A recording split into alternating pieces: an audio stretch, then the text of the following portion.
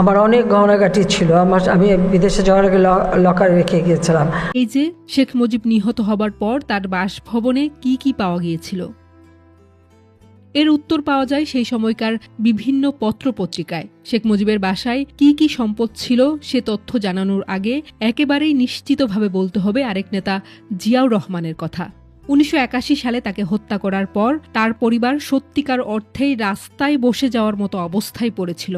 সরকারি সাহায্য না পেলে সেই সময়ে বেগম খালেদা জিয়া ২ সন্তানকে নিয়ে মুশকিলে পড়তেন। তাই তো মইনুল রোডের সেই বাড়িটি লিখে দেওয়া হয়েছিল খালেদা জিয়াকে। এছাড়া আর্থিক সাহায্যও দেওয়া হয়েছিল জিয়া পরিবারকে।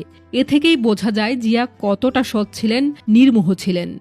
আমিও নিজে অত বিলাসিতা পছন্দ করি না। আর শেখ মুজিব, যার নাম জাতির পিতাও বলেন কেউ কেউ, তারা জানেন কি ১৯৭৫ সালে শেখ মুজিব পরিবার সহ খুন হওয়ার পর তার বাসা থেকে ৫০৩ ভরি স্বর্ণ, ৪,০০০ ভরি রূপা এবং প্রচুর আগ্নেয়াস্ত্র পাওয়া গিয়েছিল। টাকা নাই, পয়সা নাই, চাল নাই, ডাল নাই।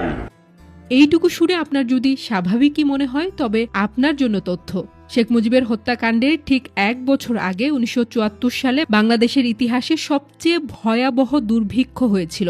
বেসরকারি পরিসংখ্যানে মারা গিয়েছিল প্রায় ১ থেকে ৪ লাখ মানুষ, সরকারি মতে ২৯,০০০।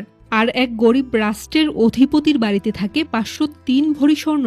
যাও ভিক্ষা করে আনি, তাও চাটার গোষ্ঠী চাইতে খেয়ে ফেলায় দেয়, আমার গরিব পায় না। বিষয়টি নিয়ে বাংলাদেশের রাজনীতিতে কথা যে হয়নি তা নয়।